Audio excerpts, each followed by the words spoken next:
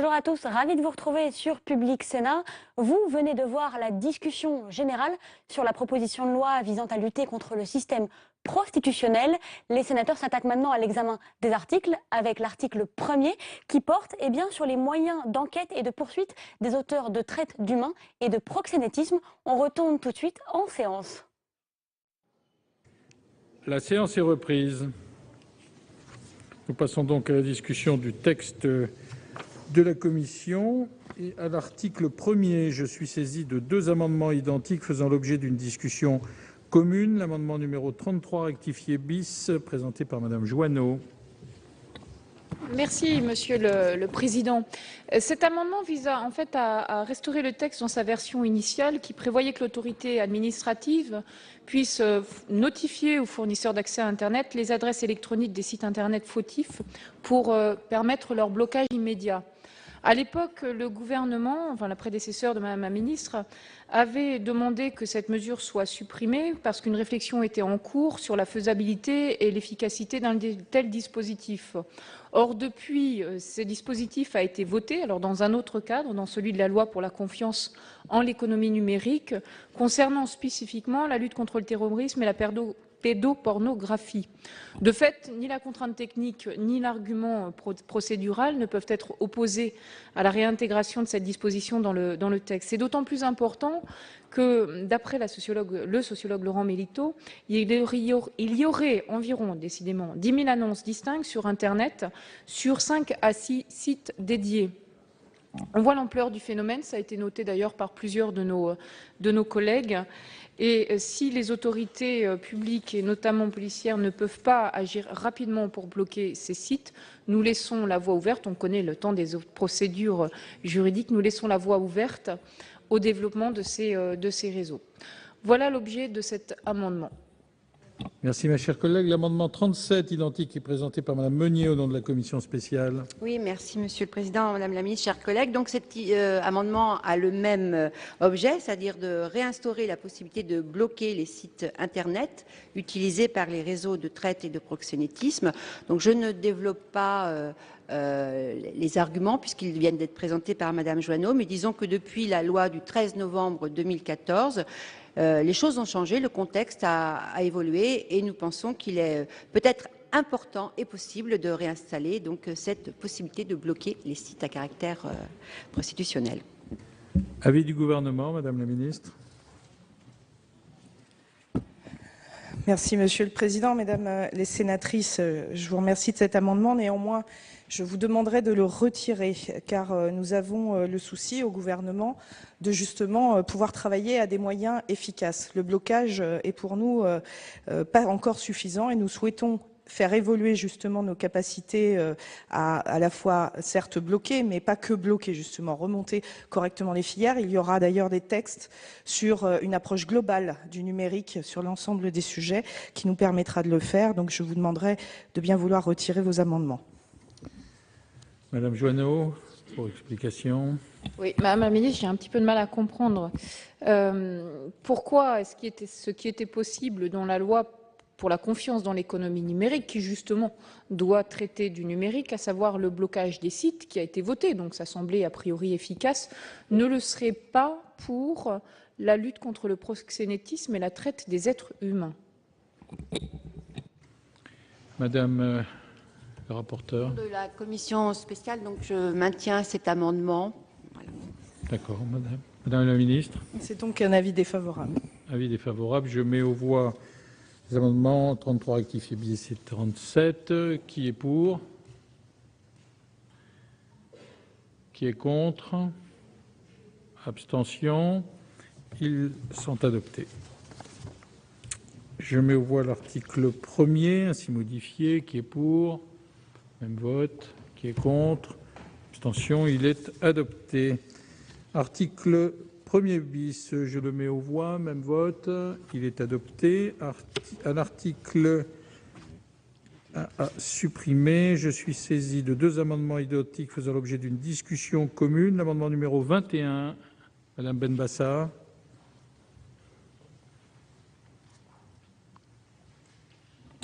Merci, Monsieur le Président.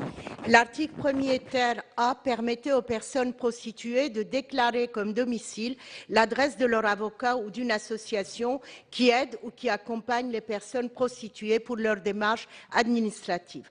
La commission spéciale, considérant que cet article n'avait pas lieu d'être, puisque le droit commun s'applique déjà à ces personnes, l'a supprimé.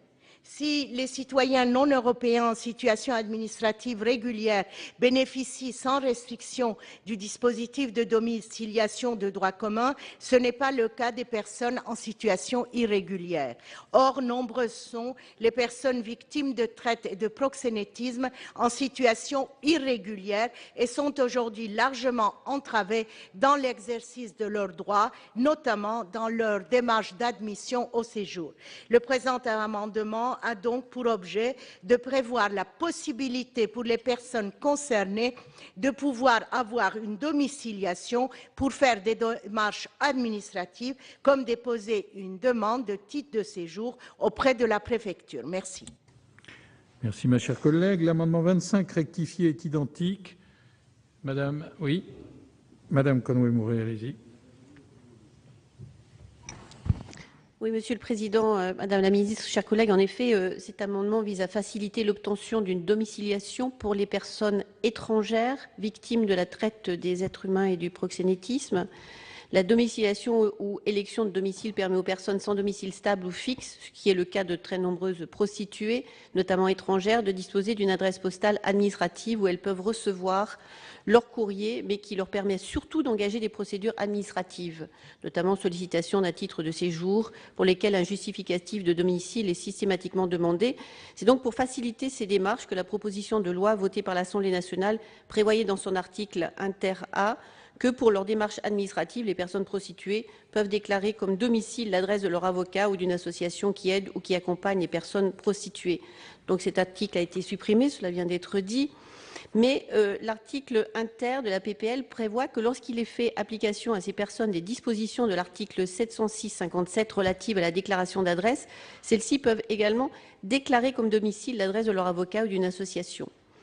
D'autre part, le dispositif de domiciliation de droit commun prévu à l'article L. 264-2 du Code de l'action sociale et des familles ne bénéficie qu'aux citoyens européens et aux personnes en situation administrative régulière.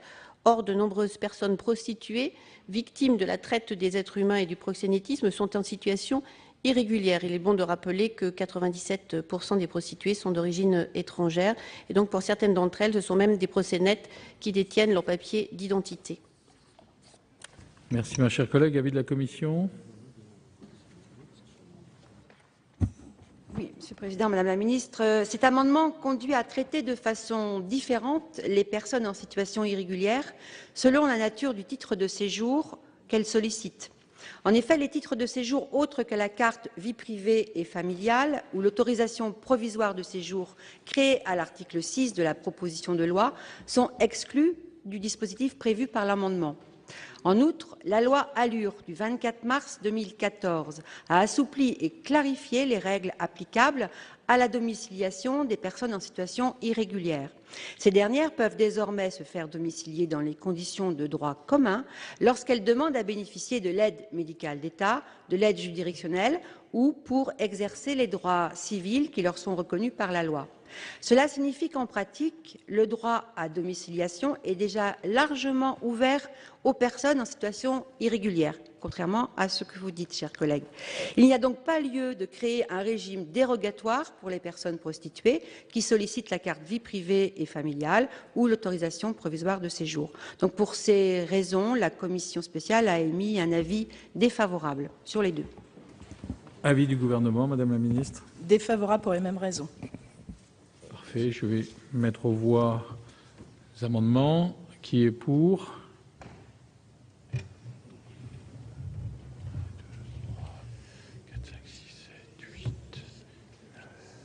Qui est contre? 1, 2, 3, 4, 5, 6, 7, 8. Il y a doute là. Il y a doute. On va faire par assis levé.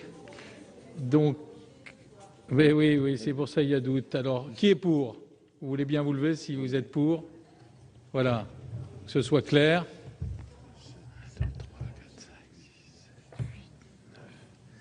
Qui est contre?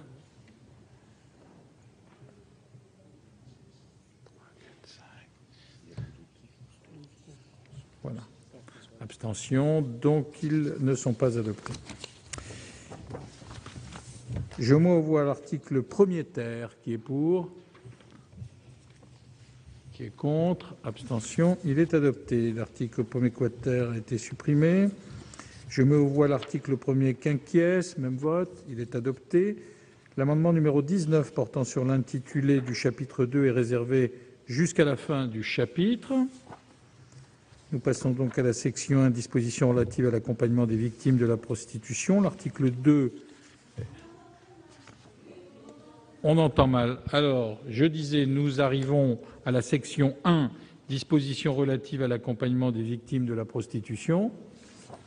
L'article 2 a été supprimé, suppression maintenue, et nous abordons l'article 3.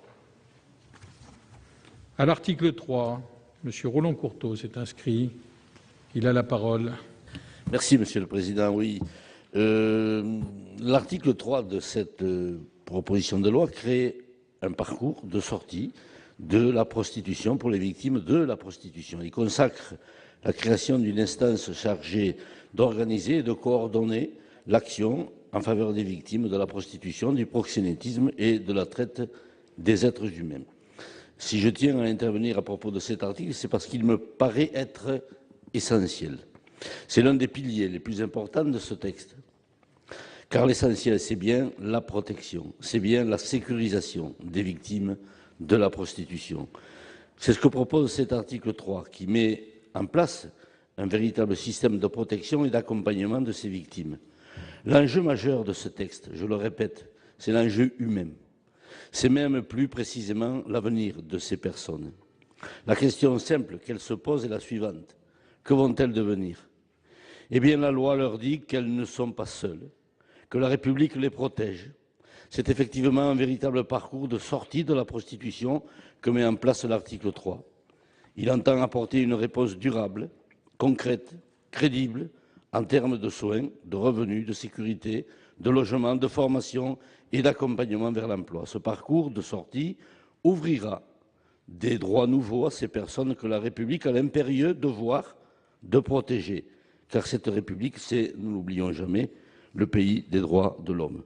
Souvent, ces jeunes femmes ne parlent pas nos langues.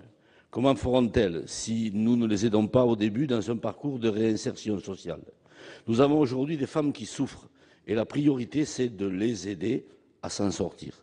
C'est au nom de la lutte contre la prostitution que le parcours de sortie de l'enfer se justifie. Il s'agit ici d'ouvrir des alternatives. Cet article 3 le permet. Il le permet grandement avec l'accompagnement des victimes de la prostitution, de la traite des êtres humains et du proxénétisme vers une réinsertion sociale et professionnelle. Je vous remercie. Merci, mon cher collègue. À l'article 3, je suis saisi de deux amendements identiques. L'amendement numéro 22 est présenté par Madame Benbassa. Merci, Monsieur le Président. Les personnes étrangères rencontrent de nombreux obstacles dans l'accès à l'hébergement et au logement, discriminations notamment liées à leur origine et à leur situation juridique et administrative précaire, et ce, alors même qu'elles ont un besoin impérieux de protection et de mise à l'abri. Ces importantes difficultés pour accéder à un hébergement ont des conséquences parfois dramatiques sur ces personnes en situation de vulnérabilité. Impossibilité de bénéficier d'un accompagnement social et mise en danger, femmes à la rue, risque de retour vers la source de violence, impossibilité d'extraction du réseau. Nous considérons qu'il est indispensable de prévoir un accompagnement social effectif et proposons en conséquence de donner un véritable accès au logement aux personnes victimes de traite et de proxénétisme. Merci. Merci, ma chère collègue. L'amendement numéro 26 rectifié présenté par Madame Conway-Mouret. Oui, Monsieur le Président, Madame la Ministre, en effet, cet amendement vise à préciser que la protection et l'assistance, notamment en matière d'accès au logement prévu pour les victimes par l'article 3 de la proposition de loi, sont accordées aux personnes étrangères victimes de la traite des êtres humains ou du proxénétisme. L'article 3 de la PPL modifie l'article L. 121-9 du KSF, lequel disposera que dans chaque département, l'État assure la protection des personnes victimes de la prostitution, du proxénétisme ou de la traite des êtres humains et leur fournit l'assistance dont elles ont besoin, notamment en leur procurant un déplacement dans un des établissements mentionnés à l'article L. 345-1. Cet article ne précise donc pas si les dispositions prévues sont applicables aux personnes étrangères. Or, ces personnes rencontrent de nombreux obstacles dans l'accès à l'hébergement et au logement. Les personnes prostituées étrangères subissent tout d'abord des discriminations du fait de leur activité, de leur origine ou de leur situation administrative précaire, que ce soit dans l'accès au logement dans le parc privé ou dans l'accès aux dispositifs de droit commun d'aide au logement ou de mise à l'abri, comme ceux prévus dans le cadre du 4e plan interministériel de prévention et de lutte contre les violences faites aux femmes. Il faut ensuite souligner que la réduction des budgets dédiés à l'hébergement et notamment aux structures spécialisées affecte tout particulièrement les personnes étrangères. Enfin, de rares places qui sont obtenues se révèlent souvent inadaptées de par leur courte durée ou la difficile cohabitation avec les personnes rencontrées dans ces structures, ce qui rend impossible un accompagnement social et juridique. Il est d'autant plus essentiel de lever ces obstacles que l'accès à un hébergement est le préalable indispensable à la mise en œuvre d'un projet d'insertion sociale et professionnelle. En effet, l'absence de logement accroît la précarité administrative, économique et sociale de la personne prostituée et accroît parallèlement le risque pour elle de retomber dans la prostitution. Merci, ma chère collègue. Avis de la commission. La Commission comprend parfaitement la volonté de ne pas exclure les personnes prostituées en situation irrégulière des dispositifs d'hébergement notamment. La Commission a cependant estimé que l'amendement était satisfait. En effet, le 3e alinéa de l'article 3 dispose, je cite, que l'État assure la protection des personnes victimes de la prostitution, du proxénétisme ou de la traite des êtres humains et leur fournit l'assistance dont elles ont besoin, notamment en leur fournissant une place d'hébergement. Sont donc, par définition, concernées les personnes qui sont susceptibles de faire une demande de carte vie privée et familiale ou d'une autorisation provisoire de séjour. En outre, la rédaction de l'amendement laisse entendre que le dispositif de protection, d'assistance et de mise à l'abri assuré par l'État serait ouvert aux seules personnes qui demandent la carte vie privée et familiale ou l'autorisation provisoire de séjour, ce qui ne correspond, je pense, certainement pas à l'objectif recherché. Donc c'est une demande de retrait que fait la Commission ou, à défaut, un avis défavorable. Avis du gouvernement. Même avis. Même avis, donc demande de retrait pour le 22 et le 26 rectifié. Pas de retrait, donc je mets aux voix les amendements. Qui est pour? Alors, 1, 2, 3, 4. Qui est contre? 1, 2, 3, 4. Ils ne sont pas adoptés. Ils ne sont pas adoptés. Je suis saisi d'un amendement 9 rectifié présenté par M. Requier et les membres du groupe RDSE. C'est M. Arnel qui présente. Monsieur le Président, cet amendement a pour objet de préciser la composition de l'instance qui sera chargée de proposer et de mettre en œuvre le parcours d'insertion professionnelle et sociale de la personne prostituée. Il intègre à cette instance des professionnels de santé au vu de l'importance de la problématique sanitaire et sociale pour ces personnes.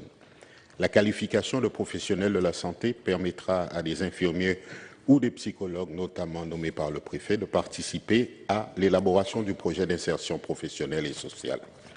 Il s'agit là d'une vraie plus-value pour les personnes victimes de prostitution. Avis de la commission, Madame la rapporteure. L'instance chargée d'organiser et de coordonner l'action en faveur des personnes victimes de la prostitution, du proxénétisme et de la traite sera composée d'un nombre égal de magistrats, de représentants de l'État, de représentants des collectivités territoriales et des représentants d'associations. L'amendement que vous proposez donc fait en sorte d'y ajouter des professionnels de santé. Cette notion permet de couvrir un ensemble de professions allant des médecins aux infirmières, en passant par les psychothérapeutes, par exemple.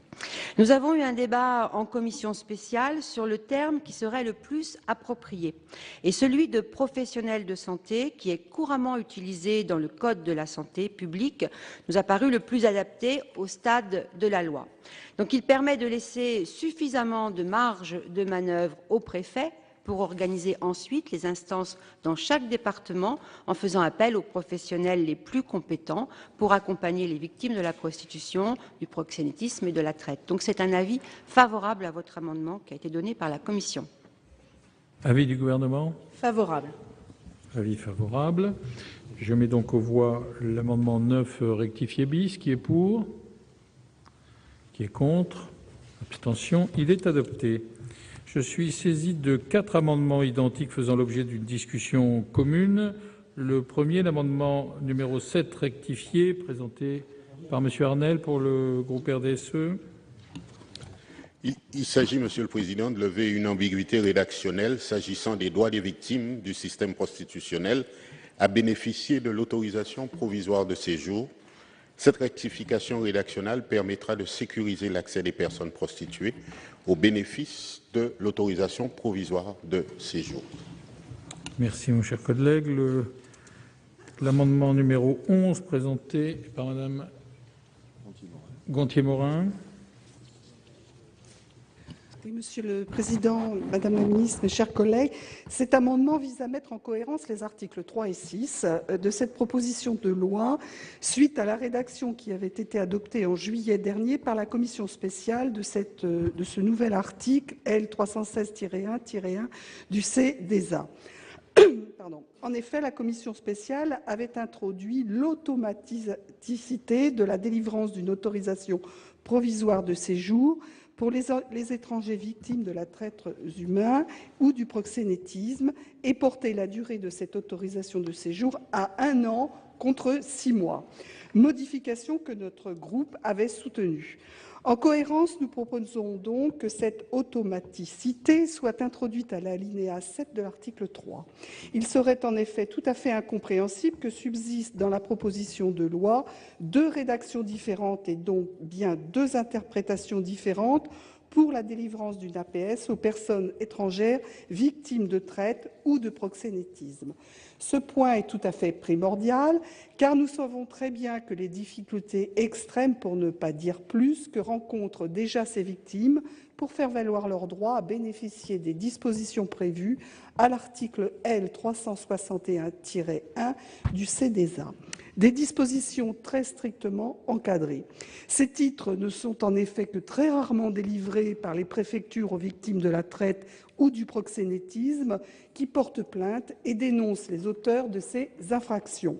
Selon les chiffres du ministère de l'Intérieur, pointés par la CIMAD en 2013, 38 titres de séjour temporaire, vie privée et familiale, ont été délivrés à des victimes de traite. Ce chiffre passe à 55 pour l'année dernière. Quant à la délivrance d'une carte de résident, seule une victime de la traite a pu en bénéficier en 2011 et 4 en 2012, selon les chiffres présentés lors du comité interministériel de contrôle de l'immigration en 2012. Cette délivrance au compte-gouttes traduit la méfiance, pour ne pas dire la suspicion, des autorités administratives vis-à-vis des personnes qui déposent une demande de carte de séjour parce qu'elles ont été victimes de traite. Cette réalité administrative vient pourtant en contradiction flagrante avec les engagements déclinés dans le 4e plan violence présenté par le gouvernement pour la période 2014-2016, dont l'une des 3 grandes priorités consiste à, je cite, « organiser l'action publique autour d'un principe d'action simple. Aucune violence déclarée ne doit rester sans réponse ». Contradiction aussi avec les engagements internationaux pris par la France, qui a ratifié la Convention du Conseil de l'Europe sur la lutte contre la traite des êtres humains. On voit bien que de la parole aux actes, le chemin est souvent long. C'est pourquoi je vous propose d'adopter cet amendement. Merci, ma chère collègue. L'amendement numéro 23, présenté par Madame Benbassa, il est défendu. Et enfin, l'amendement 27 rectifié, Madame Campion. Merci, Monsieur le Président. Cet amendement, comme ça vient d'être dit, tend à mettre en cohérence l'article 3, alinéa 7, avec l'article 6, alinéa 7 de la proposition de loi, afin de renforcer l'automaticité de la délivrance d'une autorisation provisoire de séjour aux personnes étrangères victimes de la traite des êtres humains ou du proxénétisme qui se sont engagées dans un projet d'insertion sociale et professionnelle. La commission spéciale avait en effet voulu rendre cette délivrance automatique. L'objectif était d'accorder de plein droit le bénéfice de l'autorisation de séjour aux personnes qui se sont engagées dans ce projet d'insertion sociale et professionnelle. En effet, les personnes prostituées étrangères ne s'engageront dans un tel projet que si elles ont la certitude d'être aidées et que leur situation administrative pourra être régularisée le temps du projet.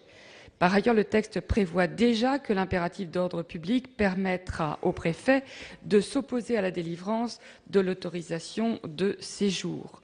C'est donc à raison que la commission spéciale a entendu rendre automatique la délivrance de l'autorisation provisoire de séjour en modifiant l'article 6 dans ce sens. Par contre, la formulation de l'article 3 alinéa 7 est restée en contradiction avec cet objectif, puisqu'il prévoit que la personne engagée dans le projet d'insertion sociale et professionnelle peut prétendre au bénéfice de l'autorisation provisoire de séjour. Il convient donc de remplacer ces mots « peut prétendre » par « bénéficier » afin de lever l'ambiguïté rédactionnelle qui s'est glissée dans la proposition de loi. Et nous sommes ainsi tout à fait en conformité avec l'objectif poursuivi tant par la commission spéciale que par la proposition de loi plus généralement. Merci, ma chère collègue. Avis de la commission. Alors, ce présent amendement propose de préciser qu'une autorisation provisoire de séjour doit être délivrée à la personne engagée dans le projet d'insertion sociale et professionnelle qui le demande, sans pouvoir d'appréciation du préfet. Ce changement serait cohérent avec la nouvelle rédaction de l'article 6 adoptée par la commission spéciale qui prévoit désormais que le préfet aura compétence liée pour délivrer une autorisation provisoire de séjour aux personnes engagées dans le projet d'insertion. Toutefois, cette compétence liée entraîne un risque d'instrumentalisation par les réseaux des dispositifs d'accompagnement qui seraient proposés aux personnes prostituées. Je dirais même un risque d'appel d'air. La commission sera par ailleurs favorable aux amendements qui rétablissent le pouvoir d'appréciation du préfet à l'article 6, mais donc sur ces amendements présentés conjointement, l'avis est défavorable. Avis du gouvernement. Défavorable. Avis défavorable de la commission et du gouvernement. Pour les mêmes raisons, dit la ministre. Donc je mets aux voix les amendements qui sont identiques. Qui est pour?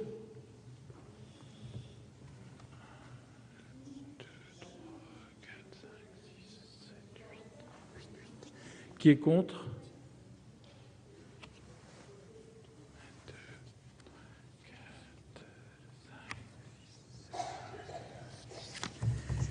Ils ne sont pas adoptés. Je suis saisi de deux amendements faisant l'objet d'une discussion commune, toujours à l'article 3. L'amendement numéro 28 rectifié. Madame Conway-Mouret. Oui. Monsieur le Président, Madame la Ministre, chers collègues, cet amendement tend à s'assurer que l'association agréée qui participe à l'élaboration et à la mise en œuvre du projet d'insertion sociale et professionnelle de la personne victime de la traite des êtres humains ou du proxénétisme soit choisie par cette dernière. Dans le cadre du projet d'insertion sociale et professionnelle introduit à l'article 3 de la PPL, il est prévu que toute association qui a pour objet l'aide et l'accompagnement des personnes en difficulté peut participer à l'élaboration et à la mise en œuvre du projet d'insertion sociale et professionnelle dès lors qu'elle remplit les conditions d'agrément fixées par le décret en Conseil d'État. Cette disposition permet à des associations d'accompagner la personne prostituée dans la définition et la réalisation de son projet d'insertion sociale et professionnelle. Il peut être justifié de réserver cet accompagnement aux seules associations agréées par l'État pour s'assurer que le projet s'inscrive bien dans un cadre précis et que les associations qui y participent respectent les exigences fixées par l'État. En revanche, parmi les associations qui ont été agréées par l'État, la personne prostituée devrait pouvoir choisir librement celle qui l'accompagne dans son projet. En effet, de nombreuses personnes prostituées sont déjà suivies par des associations avec lesquelles une relation de confiance s'est construite. Il semble inopportun de briser ce lien et d'imposer à la personne prostituée d'être accompagnée par une autre association si elle est déjà suivie par une association agréée. Par ailleurs, quand bien même la personne prostituée ne serait pas déjà suivie par une association ou serait suivie par une association qui n'est pas agréée, il semble essentiel qu'elle puisse choisir l'association agréée avec laquelle elle veut coopérer. Le poids des relations personnelles et du lien de confiance entre la personne prostituée et l'association est déterminant dans la réussite du projet d'insertion sociale et professionnelle. C'est pourquoi il convient de préserver le consentement et le libre choix de l'association qui accompagnera la personne prostituée dans son projet d'insertion sociale et professionnelle.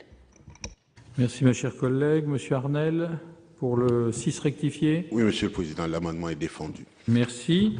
Avis de la commission. Donc sur les deux amendements, amendement 28 rectifié et amendement 6 rectifié, si vous permettez, Monsieur le Président. Donc la Commission partage pleinement la préoccupation des auteurs de ces amendements, qui est de s'assurer qu'un lien de confiance puisse s'établir entre la personne engagée dans le projet d'insertion sociale et professionnelle et l'association qui l'accompagnera. C'est d'ailleurs pour cette raison que l'alinéa 5 de l'article 3 indique explicitement que le projet doit être mis en œuvre en accord avec la personne accompagnée. En outre, l'agrément qui devra être délivré aux associations sera ouvert à toutes celles qui ont pour objet l'aide et l'accompagnement des personnes en difficulté. Les personnes entrant dans le projet d'insertion sociale et professionnelle seront donc orientées vers les associations reconnues pour leur action en la matière. Ces deux précautions me semblent suffisantes. Par ailleurs, parler du choix de la personne accompagnée, c'est supposer que celle-ci est pleinement informée de l'offre associative existante sur le territoire, là où elle est, dans lequel elle se trouve, et on le sait, ce n'est pas le cas. Beaucoup de personnes prostituées sont souvent très éloignées des associations susceptibles de les aider. Cette proposition d'amendement risque par conséquent de rester un vœu pieux. Donc c'est pour cette raison que la commission demande soit un retrait, ou, à défaut, ce sera un avis défavorable. Avis du gouvernement, Madame la Ministre. Même avis pour les mêmes raisons. Merci. Donc, je vais mettre aux voix l'amendement numéro 28 rectifié, qui est pour.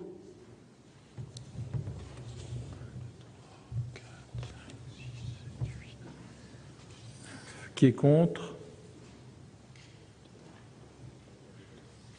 C'est adopté. Il est adopté. Le 6 rectifié tombe, il est satisfait.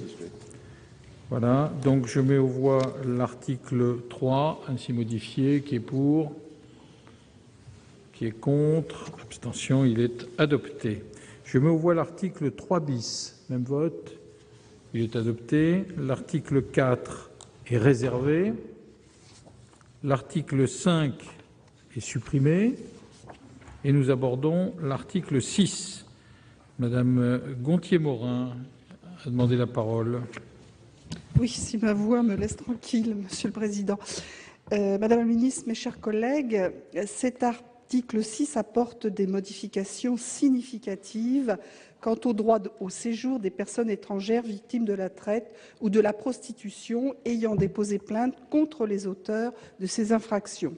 Les modifications que la commission spéciale avait apportées en juillet dernier sont très importantes. Tant sur le terrain, l'accès effectif à ce droit est particulièrement compliqué et contraint pour ces victimes. Et je voudrais, pour vous en convaincre, évoquer le cas très concret et malheureusement toujours d'actualité de 14 femmes et hommes victimes de traite dans un salon de coiffure du 57 boulevard de Strasbourg, dans le 10e arrondissement de Paris. Un dossier pour lequel nous vous avons déjà saisi, Madame la Ministre, avec mes collègues Laurence Cohen et Pierre Laurent, saisine faisant suite à celle du Premier ministre, du ministre de l'Intérieur, de la Garde des Sceaux et du ministre du Travail. Ces personnes, donc majoritairement des femmes sans papier, mènent depuis juin dernier une lutte exemplaire et difficile contre un système mafieux d'exploitation. Recrutées dans la rue par ceux qui les ont exploitées, soumis à des conditions de travail contraires à la dignité humaine, exposées à des produits cancérigènes, en situation de vulnérabilité, faute de titre de séjour pour 14 d'entre eux, ces personnes ont pourtant eu le courage de dire stop, d'abord en faisant grève 15 jours et en occupant leur salon, et ce malgré les intimidations verbales et physiques, malgré les menaces d'être mises sur le trottoir. Entendez les guillemets. Elles ont obtenu des contrats de travail et le paiement de leur salaire. Elles ont ensuite eu le courage de déposer plainte auprès du procureur de la République de Paris pour des faits de traite des êtres humains. Dans le cadre de ces contrôles, dont les conclusions ont été transmises au parquet de Paris, l'inspection du travail a indiqué que, je cite, « les éléments de constat relevés dans le procès-verbal pourraient permettre de caractériser le délit de traite des êtres humains ». Fin de citation. Or, la réponse avancée par la préfecture de police de Paris est un examen au cas par cas des demandes de régularisation au titre de la seule circulaire du 28 novembre 2012 et non au motif de l'article L. 316-1. La préfecture lie la mise en œuvre de cet article à l'engagement de poursuites sur ce fondement par le procureur de la République.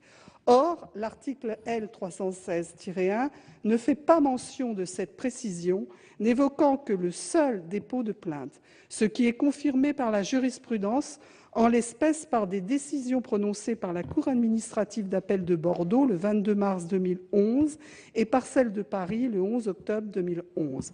Actuellement, dans ce dossier donc, seules 5 personnes ont pu bénéficier d'un titre de séjour, mais au motif de leur temps de présence en France et non parce qu'elles avaient déposé plainte pour traite d'êtres humains. Elles doivent désormais pouvoir toutes bénéficier de la protection que pourra leur conférer les dispositions déjà prévues dans la loi et renforcées par cet article 6. Sinon, quel signal, mes chers collègues, envoyer aux victimes et aux réseaux de traite? Merci, ma chère collègue. Je suis saisi d'un amendement numéro 38 présenté par Madame Meunier au nom de la commission spéciale.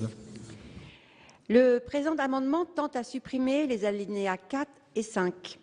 En effet, ces dispositions sont inutiles car l'article 48 de la loi du 4 août 2014 pour l'égalité réelle entre les femmes et les hommes a déjà complété en ce sens le premier alinéa de l'article L. 316-1 du Code de l'entrée et des séjours des étrangers. Avis du Gouvernement ? Favorable. Avis favorable du Gouvernement. Je mets aux voix l'amendement 38. Qui est pour ? Qui est contre ? Abstention. Il est adopté. Amendement numéro 16 rectifié bis.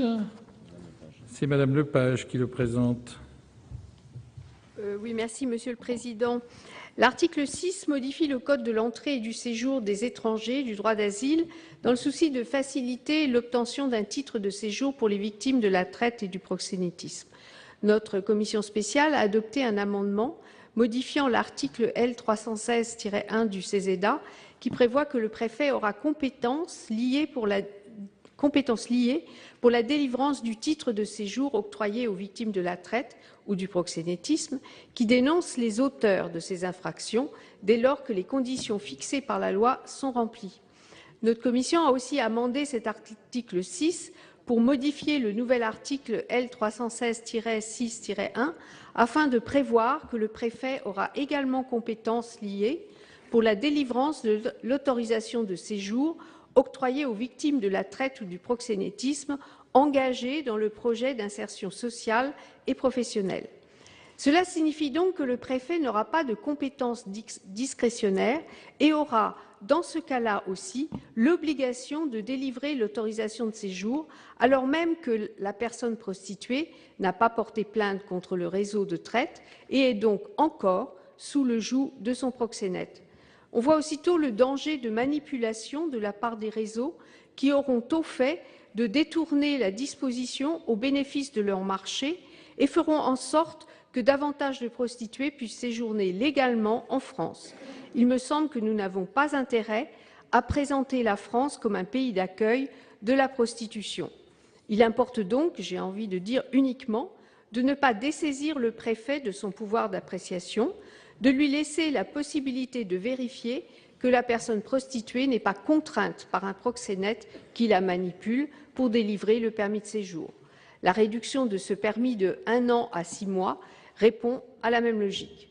En revanche, je le répète, il doit naturellement en aller différemment dans l'hypothèse d'un dépôt de plainte de la part de la personne prostituée, puisque dans cette hypothèse, aucun doute n'est permis quant à la liberté d'action de la prostituée, qui doit donc impérativement être protégée du proxénète qu'elle a dénoncé durant toute la durée de la procédure judiciaire.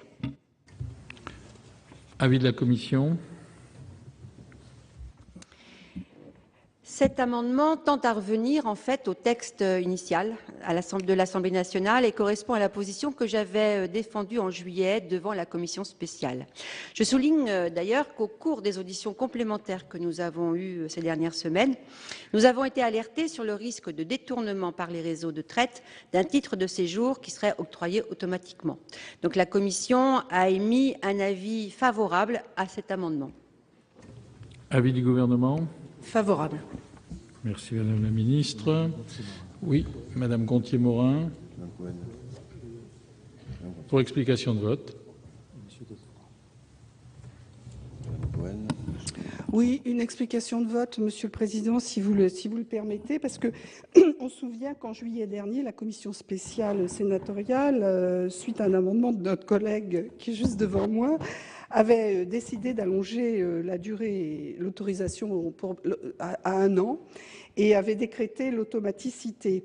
Donc l'amendement qui nous est proposé aujourd'hui revient sur cet aspect des choses et veut le réduire à 6 mois, ce que je déplore. Et je dois dire que je ne comprends pas cet argument d'appel d'air pour les réseaux mafieux et les réseaux de proxénètes, parce que qu'est-ce qui peut mieux contrarier un proxénète ou un réseau qu'une femme qui est en situation contrainte de prostitution puisse nouer une démarche pour obtenir des papiers. Donc j'avoue que vraiment, c'est tout le contraire, c'est absolument le contraire, c'est-à-dire que c'est une des conditions, au contraire, de son émancipation et de sortie de cette contrainte qui lui est imposée. Donc je ne comprends pas l'argument qui nous est imposé, je ne voterai pas cette... Monsieur Godefroy a demandé la parole. Oui, Monsieur le Président, je ne voterai pas non plus cet amendement. Je veux bien entendre qu'on supprime la compétence liée. À la limite, ça ne me dérange pas trop parce que je vois bien les difficultés que ça peut soulever. Par contre, il y a 2 choses que je souhaite aborder. Premièrement, j'ai cru comprendre qu'on veut revenir à la conditionnalité du dépôt de plainte. Alors, si on veut véritablement que personne ne commence un parcours d'insertion, on commence par là. Parce qu'on sait parfaitement que le dépôt de plainte, aujourd'hui, il n'y en a pas, parce que les risques sont trop grands. Parce que les risques de représailles sur la personne, sur la famille, sont trop grands. Et donc, nous avions signalé d'ailleurs que c'est un problème dans notre pays, le dépôt de plainte, la personne n'est pas protégée, elle ne pourra être protégée qu'à la fin de la procédure judiciaire, quand il y aura eu condamnation le cas échéant, ce qui est complètement stupide. Vous n'aurez pas de dépôt de plainte. Ensuite, sur la durée, nous avons rencontré nos amis italiens avec Chantal Joannou, ils nous ont expliqué comment ils procèdent. La durée, c'est essentiel. Comment voulez-vous qu'une personne qui se décide à dire « je vais arrêter », on commence par lui demander « portez plainte » et on lui dit ben, « c'est pour 6 mois en plus ». Donc 6 mois, il faut déjà prendre le temps de se remettre, d'avoir le courage d'engager des procédures, d'essayer de trouver des moyens d'insertion, un travail, une activité. Il faut d'ailleurs la protéger. Bien souvent, ce qu'ils font en Italie, c'est qu'ils protègent ces personnes pendant toute cette période. Elles ne sont pas accessibles. Donc je pense véritablement, si on veut engager les personnes dans un parcours de réinsertion, ce sont 2 dispositions qu'il faut absolument maintenir. Sinon, véritablement, on fera un texte qui n'aura aucune efficacité. Merci, mon cher collègue. La parole est à Madame Cohen. Oui, brièvement, parce que les 2 interventions, je les partage totalement. Je pense qu'il faut faire attention aux signes que l'on va délivrer en votant cet amendement. On a dit dans nos interventions liminaires, les uns et les autres, avec nos sensibilités différentes, que se reconstruire pour une femme qui était prostituée, c'était compliqué, c'était difficile. Et tout à coup, Donc c'est long, il y a tout un processus psychologique, il y a tout un besoin d'accompagnement. Et tout à coup, on a l'impression qu'il y a une défiance, mais la défiance, elle est à nouveau vis-à-vis des prostituées. Et on dit, pour justifier cet amendement, mais attention, ça va faire un appel d'air par rapport au réseau. Mais je crois qu'il faut arrêter de raisonner de cette façon-là. Pourquoi? Parce que de toute façon, les criminels ont toujours beaucoup d'imagination pour détourner les lois. Et là-dessus, je pense que c'est pas par rapport à eux sur cet article-là et cet amendement-là qu'il faut raisonner. Il faut raisonner par rapport aux prostituées qui sont dans un parcours extrêmement difficile, qui ont besoin de temps, et donc réduire à 6 mois, à nouveau, on les contraint d'une manière très dure de choix qu'elles ne sont pas obligatoirement en capacité de faire sur un temps aussi court. Donc je crois qu'il faut au contraire laisser du temps au temps, si je puis m'exprimer ainsi, et donc laisser le délai d'1 an comme il était prévu. La parole est à Madame la ministre. Merci, Monsieur le Président. Je vais vous préciser quelques points, parce que je ne voudrais pas qu'on soit sur un débat qui n'est pas celui que nous souhaitons, justement. Il est maintenant prévu que dès que la personne porte plainte ou décide aussi de témoigner, eh bien, il y a automatiquement une carte de séjour temporaire. Pourquoi nous revenons à 6 mois? Parce que nous avons besoin effectivement de vérifier ce que pourraient manipuler les réseaux, et je peux vous dire que le risque existe. Mais nous renforçons évidemment et la protection de la personne prostituée, et nous renforçons l'automaticité justement de cette carte de séjour temporaire, qui est renouvelable et qui est d'autant plus renouvelable tout le temps de la procédure, et qui pourra bénéficier évidemment aussi d'une carte de résident lorsque, jusqu'à la fin de la procédure et la condamnation évidemment du réseau, le démantèlement du réseau. Donc ce n'est absolument pas, si vous voulez, un recul, c'est que nous préférons effectivement y aller en 2 fois, c'est-à-dire 2 fois 6 mois dans un premier temps, même si toute la procédure est couverte par une protection et une carte, parce que nous avons besoin aussi de vérifier s'il n'y a pas manipulation de la part des réseaux sur l'octroi de ces cartes, évidemment, de séjour. La parole est à Monsieur Kaltenbach. La ministre a été claire. Je voulais juste préciser qu'un peu plus loin, il y a un amendement qui prévoit que ce renouvellement est possible et que donc c'est 6 mois renouvelables. Et donc si on a 6 mois renouvelables ou 1 an, on arrive in fine à la même durée. Voilà. Et ensuite, il faut aussi trouver un équilibre. Il y a bien sûr une volonté de faciliter l'insertion des prostituées, bien sûr, mais il faut aussi prendre toutes les garanties. Donc je crois que c'est une proposition qui est équilibrée en mettant 6 mois renouvelables, et on ne va pas non plus couper les cheveux en 4 pour savoir s'il faut mettre 1 an ou 6 mois renouvelables. Mais non, comme ça on peut vérifier et tout le monde est mieux protégé, et la prostituée et ceux qui travaillent pour la réinsertion. Merci, mon cher collègue. Je vais donc mettre aux voix l'amendement 16 rectifié bis. Qui est pour?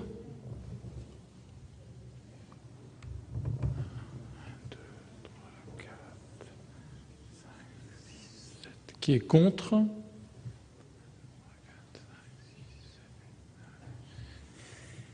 Qui s'abstient? Il n'est pas adopté. Nous abordons l'amendement numéro 17 rectifié bis.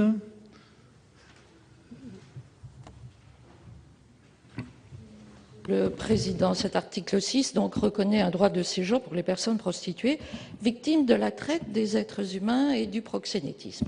Il s'agit là, on l'a vu, d'un élément essentiel afin d'assurer l'efficacité des mesures que nous souhaitons mettre en place. Il fait ainsi primer le droit des victimes, qu'elles aient porté plainte ou non, contre leur proxénète. Sur ce sujet, il apparaît toutefois nécessaire de sécuriser la situation de ces femmes étrangères victimes de la traite. Tel est l'objet du présent amendement qui vise à subordonner la délivrance d'une autorisation provisoire de séjour à l'engagement dans un parcours de sortie de la prostitution. Ce parcours de sortie est en effet le corollaire de tout projet d'insertion sociale et professionnelle pérenne. Il entend apporter une réponse durable et concrète en termes de soins, de sécurité, de logement, de revenus, de formation et d'accompagnement vers l'emploi. Reconnaître un droit au séjour pour les personnes prostituées qui s'engagent dans un parcours de sortie de la prostitution constitue ainsi une disposition essentielle à leur protection et leur avenir.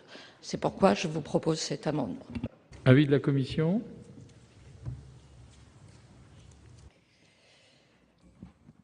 Alors, ce présent amendement propose de remplacer l'expression « projet d'insertion sociale et professionnelle » par l'expression « parcours de sortie de la prostitution et d'insertion sociale et professionnelle », s'agissant des conditions de délivrance de l'autorisation provisoire de séjour pour les personnes victimes de la prostitution. Il revient ainsi sur la position de la commission spéciale qui avait suivi la demande formulée par un grand nombre des organismes et associations entendus. Il s'agissait de ne pas imposer un parcours prédéfini à ces personnes, mais de construire avec elles un projet personnalisé pour une insertion sociale et professionnelle durable. Toutefois, il est vrai que la notion de parcours de sortie de la prostitution indique clairement une intention de cessation de la prostitution et permet ainsi d'éviter peut-être un risque d'instrumentalisation par les réseaux de proxénétisme qui pourraient essayer d'obtenir des papiers pour des personnes prostituées sans que celles-ci ne cessent leur activité. Donc, pour tout cela, moi, c'est un avis de sagesse que la Commission a donné. Avis du gouvernement. Avis favorable. Avis favorable. Oui, Madame Gonthier-Maurin. Vous avez la parole pour explication de vote. Oui, je dois dire, Monsieur le Président, que cet amendement me chiffonne parce que lorsque nous avons travaillé dans le cadre de la délégation aux droits des femmes, nombreuses sont les personnalités auditionnées qui nous ont dit que, évidemment, ce parcours ne pourrait pas se concevoir comme un parcours facile et non semé d'embûches et que peut-être il pourrait y avoir des échecs qui pourraient intervenir avec des interruptions momentanées, des reprises, mais ne remettant pas sur le fond l'intention de la personne prostituée de sortir de la prostitution. Donc une formalisation aussi stricte m'inquiète beaucoup tant qu'à cet état de fait. Et donc j'avoue que je ne suis pas très favorable à cet amendement. Merci, ma chère collègue. Oui, Monsieur Godefroy, vous avez la parole.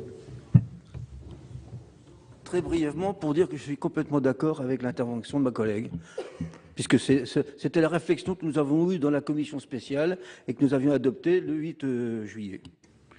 Merci. Oui, Madame Blondin, vous avez la parole.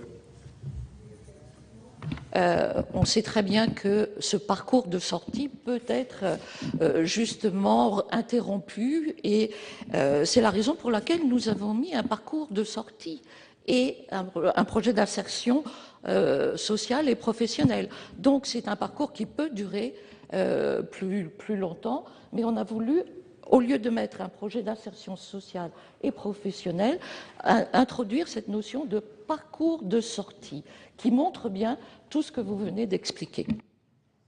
La parole est à Madame Benbassa.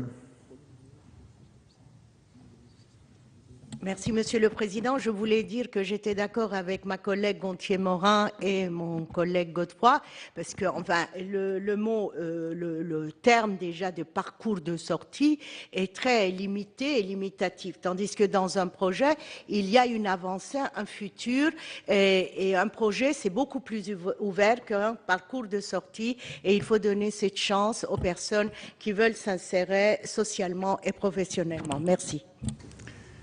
Merci. Je vais mettre aux voix donc l'amendement 17 rectifié bis. Qui est pour?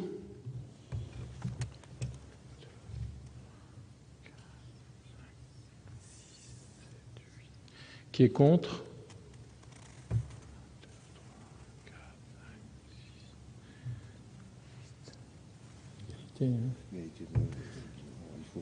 On va vérifier parce qu'il semble que ce soit égalité. Donc, oui, on va procéder par assis levé si vous pour éviter toute ambiguïté. Donc, qui est pour? Vous voulez bien vous lever?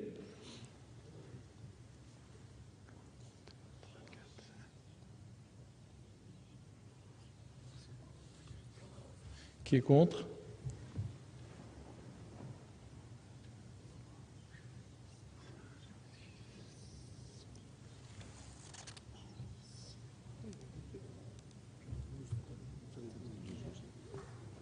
Non, il n'est pas adopté. Il n'est pas adopté. Il n'est pas adopté. Il n'est pas adopté. Il n'est pas adopté. Voilà, c'est bien clair. Il y avait ambiguïté, il n'y en a plus. Donc il n'est pas adopté. Nous passons à l'amendement numéro 18 rectifié bis, qui est présenté par Madame Lepage. Oui, Monsieur le Président, cet amendement relève de la même philosophie que l'amendement numéro 16, et donc je le retire. Il est retiré. Merci, ma chère collègue. Donc, je mets aux voix l'article 6, qui est favorable à l'adoption de l'article 6, qui est contre, abstention. L'article 6 est adopté. L'article 7 est supprimé. Je mets aux voix l'article 8, même vote. Il est adopté. Nous abordons l'article 9. Et je suis saisi d'un amendement numéro 39 présenté par Madame Meunier au nom de la commission spéciale. Oui, merci Monsieur le Président. Simplement, c'est un amendement de coordination avec la création d'un nouvel alinéa à l'article de la loi qui a été votée le 4 août 2014 concernant l'égalité réelle entre les femmes et les hommes. Donc, coordination. Avis du gouvernement ? Favorable. Avis favorable du gouvernement. Je mets donc aux voix l'amendement numéro 39 qui est pour, qui est contre. Il est adopté. Je mets aux voix l'article 9 ainsi modifié qui est pour, qui est contre. Il est adopté. L'article 9 bis est supprimé. Je mets aux voix l'article 10 non modifié. Même vote. Il est adopté. Article 11. Je suis saisi d'un amendement numéro 40 présenté par Madame Meunier. Avis du gouvernement ? Favorable. Je mets aux voix cet amendement qui est pour, qui est contre, abstention. Il est adopté. Je mets aux voix l'article 11 ainsi modifié. Même vote. Il est adopté. Je mets aux voix l'article 12 non modifié. Même vote. Il est adopté. Nous abordons la section 2 et avant l'article 13, je suis saisi d'un amendement numéro 24 présenté par Madame Benbassa visant à insérer un article additionnel. Merci, Monsieur le Président. La directive 2011-36 de l'Union européenne prévoit que les États membres mettent en place des rapporteurs nationaux indépendants chargés d'évaluer la politique publique mise en œuvre en matière de lutte contre la traite et l'exploitation des êtres humains. Le plan d'action national contre la traite des êtres humains pour la période 2014-2016, adopté par le Conseil des ministres le 14 mai 2014, confie dans son point 23 à la Commission nationale consultative des droits de l'homme, CNCDH, autorité administrative indépendante, la fonction de rapporteur national. L'objet du présent amendement est d'inscrire dans la loi cette fonction de rapporteur national attribuée à la CNCDH par le plan adopté en Conseil des ministres, et ce afin qu'elle puisse exercer de manière pérenne son rôle d'évaluation des résultats des actions engagées par les pouvoirs publics et la société civile pour prévenir, réprimer la traite et l'exploitation des êtres humains et protéger les victimes.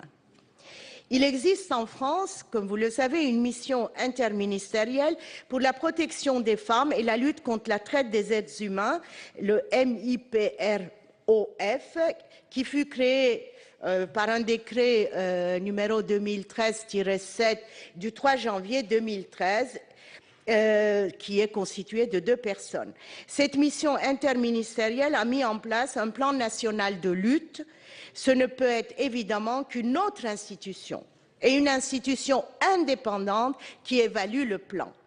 La CNCDH a, depuis son institution en 1947, produit plusieurs travaux et répondu à de nombreuses auditions au Sénat et à l'Assemblée nationale sur la traite et l'exploitation des êtres humains, douloureux sujet au cœur de ses missions. De la même façon qu'il existe en France une MIPROF, il existe aussi une mission interministérielle de lutte contre le racisme et l'antisémitisme, le DILCRA. Le rapporteur national sur la lutte contre le racisme et l'antisémitisme et la Commission nationale consultative des droits de l'homme, la CNCDH, de par l'article 2 de la loi 90-615 du 13 juillet 1990 tendant à réprimer tout acte raciste, antisémite ou xénophobe. À ce titre, la CNCDH remet chaque année au Premier ministre, depuis plus de 20 ans, son rapport annuel sur la lutte contre le racisme, l'antisémitisme et la xénophobie.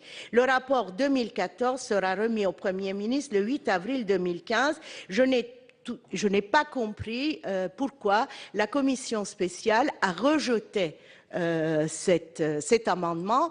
Est-ce que la traite et la prostitution relèvent d'un domaine tout à fait spécifique qui doit seulement être,